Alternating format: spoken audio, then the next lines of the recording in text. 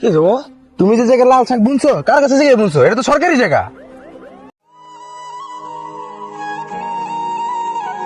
কাকা, তুমি এনে কাম করতেছো, ওদিকে কাম তো একটা ঘটে গেছে। কিছে? তোমার বাসতে যে শিমুল তোমার সীমানায় বাড়ি করতেছে, তোমার কিছু কইছে না তো।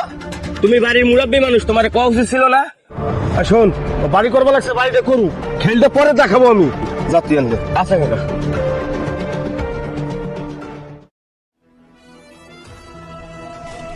ঠিক মতন ধরিস। কত হয়েছে রে? 42 না? আচ্ছা তো সাইডে। হ্যাঁ, যা ভাবছি তাই। রাস্তা ধর। চাচা কি হয়েছে? হঠাৎ করে তুমি বাড়ি ঘর মাপ দিতেছো, কোনো সমস্যা? সমস্যা না। তুই যে বাড়ি করছিস, রাস্তা রাখছিস কয় ফিট? 3 ফিট। তোর বাড়ির ভিতরে 2 ফিট ঢুকছে আরো। এই 3 ফিট রাস্তাটা কি একটা মানুষ যাইতে পারে? রাস্তা লাগবে না 6 ফিট। বাড়িটা ভাঙ্গা 2 জায়গা ছেড়ে দে, আমি রাস্তা করবো। চাচা তুমি তো জানো আমি বিদেশ থেকে ধরা খাই আইসা এই বাড়িটা করছি, আর তুমি আমার আপন চাচা, এখন কইতাছো এই বাড়ির ভিতরে তোমার 2 জমি ঢুকছে, আর এই বাড়িটা কি এখন ভাঙা সম্ভব? তুই যে বাড়ি করলি, তুই কি আমার একবার জিগাইছিস? তুই কি আমি নাই না মাপছিস? ড্যাং ড্যাং করে বাড়ি করে লাইলা। চাচা ঝামেলা করো না, শোনো ওই বাড়ির পেছন থেকে 2 হাতের জায়গায় আমি তোমার 3 হাত ছেড়ে দেবো, আর নয়তো ধানের জমি থেকে তোমার 2 হাতের বলে 3 হাত দিয়ে দেবো। শখ কত? তুমি থাকবা বিল্ডিং করে আর আমি থাকবো মাটির ঘরে। তুমি হতে 5 হাত বাড়াই নাও গে, এখান থেকে রাস্তা 3 হাত ছাড়ো। চাচা সামান্য 2 হাত জমির জন্য তুমি আমার সাথে এরকম করতেছো, আর আমি বিদেশ থাকাকালীন তুমি যখন যা চাইছো আমি তোমার লেগে তাই পাঠাইছি, কোনো সময় না করি নাই। এই শোন, জায়গা জমির কাছে আপন পর কিছু নাই, এই বাড়িটা ভাঙতে হবে, এটাই আমার শেষ কথা। না চাচা, কামটা মনে হয় ঠিক করতেছো না। এই তুই আমার ঠেল দিতেছ, তুই আমার ঠেল দিতেছস। ভালোই ভালো কালকে দিনের ভিতরে বাড়ি ভাঙবি, ওই যে আমার ইটাইছে, আমি কাজ দেবো। আচ্ছা চল। না চাচারে জায়গায় দিয়ে কি কাজটা ঠিক করলাম? মুরুব্বী মানুষ হাইগে গেল, যাই মেম্বার সাহেবের কাছে যাইয়া দিয়ে ওনারে কয়ে ওনারে বুঝাই তারি নাকি।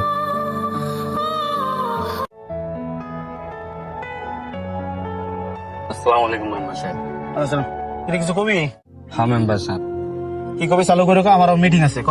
মেম্বার সাহেব আপনার তো জানেনই আমি বিদেশ থেকে ধরা খাই আইসা একটা বাড়ি করছি, চাচাই কইতেছে আর জমির ভিতরে নাকি আমার বাড়ির 2 হাত ঢুকে গেছে, এখন বাড়িটা ভাঙতে কইতেছে।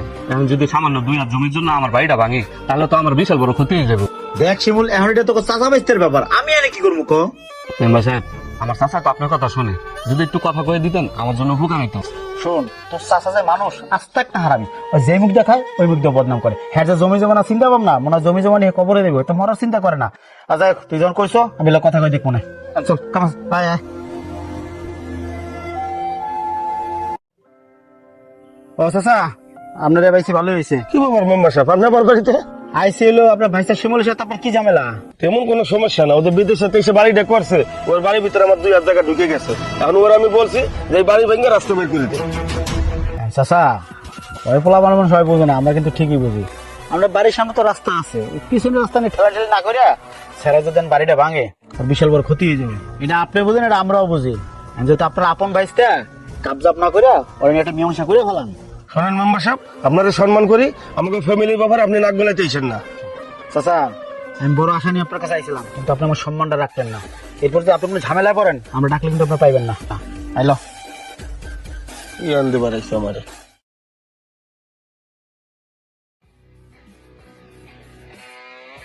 মেম্বার সাহেব আসসালামু আলাইকুম।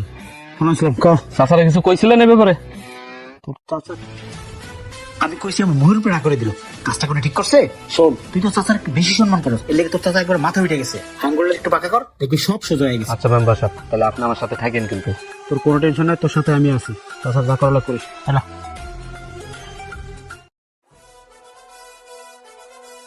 এই তো যাই, এদিকে আসো, এদিকে আও। কি হবো? তুমি যে জায়গায় লাল শাক বুনছো, কার কাছে জায়গায় বুনছো? এটা তো সরকারি জায়গা। ও বাবা, এটা তো সরকারি জায়গা, আমি জানি। তো প্রতি বছরই আমি শাকসবজি চাষ করি। এটা সরকারি জায়গা হোক আর বেসরকারি জায়গা হোক, এ জায়গায় চাষ করতে হলে আমার আর আমার বড় ভাইয়ের অনুমতি না লাগবো। অনুমতি লইছো? আচ্ছা যাই হোক, এই জায়গায় কালকে রাস্তার কাজ ধরবো, 10 মিনিটের মধ্যে লাল শাকের 5 শাক এগুলো তুলে ক্লিয়ার করো। শাকগুলো তো ছোট ছোট, এখন যদি এই শাকগুলো উঠে এলে তো তোমার বিশাল ক্ষতি হয়ে যাবে। অত ক্ষতি মতি বুঝি না, সরকারি জায়গায় শাক বুনছো, বড় বড় কথা উঠে ফেলো। শোন, সরকারি জায়গায় আমি শাক বুনছি, তুই যা পারিস করিস, যা। এই সস্তেছে, এই তুমি কি আমার তোমার বাইস্তার মতো পাইছো যে নরম পাই গরম দেয়? একবারে 14 উঠে একবার খেলবো। কি রে, তোর তো সাহস কম না? তুই আমার কলার ধরলি, তুমি কি আমার সাহস দিতে চাও? এই রাজাই, তোমার কত বড় সাহস? তুমি আমার চাচাকে হাত দিতেছো? আমি বাইশ থেকে এখন মরে গেছি নাকি? আরে শিবু ভাই, আপনি কেন সাপোর্ট টানতেছেন? আমি তো আপনার আর উপলব্ধি করতেছি যে চাচা আপনার বাড়ি 2 হাত জমি ছাড়তে পারে না, আর এই চাচার আপনি সাপোর্ট টানতেছেন। শোন রাজ, এটা হচ্ছে আমাদের চাচা বেস্তের ব্যাপার, আমাদের তো আমরা বুঝবো। তুই কোন সাহসে আমার চাচাকে হাত তোলাস? তোর হাত কিন্তু ভাঙ্গা। তুমি নাটকটা একটু কম করো। তুমি কি মনে হচ্ছে আমি কিছু বুঝি না? এত তোরই চক্রান্ত বাবা, চক্রান্ত মাক্রান্ত যাই করো, বাড়ি ভেঙে রাস্তা দিয়ে তোমার দিয়েই লাগবে। চাচা, একটা মানুষ মরে গেলে তার কবরে জায়গা লাগে 3.5 হাত, আর তুমি সামান্য 2 হাত জমির লেগে আমার লগে ঝামেলা করতেছ। চাচা, আজকে যদি তুমি মরে যাও তাহলে তোমার এই সম্পদ খাইবো কেডা? শোনো চাচা, তুমি কোনো টেনশন লও না, আমি বাড়িটা ভাঙ্গা তোমার 2 হাত জায়গা বার করে দিতেছি। চাচা, যে বাইসটা আপনি একদমই দেখতে পারেন না, আজকে আপনার বিপদে ওই বাইসটা কিন্তু দূরে এসেছি। আপনার বাইসটা আপনারা এখনো সম্মান করে। আজকে যদি আপনার বাইসটা না থাকতো আমি কিন্তু আপনার ছাড়তাম না। এখনো সময় আছে নিজের শুধরান।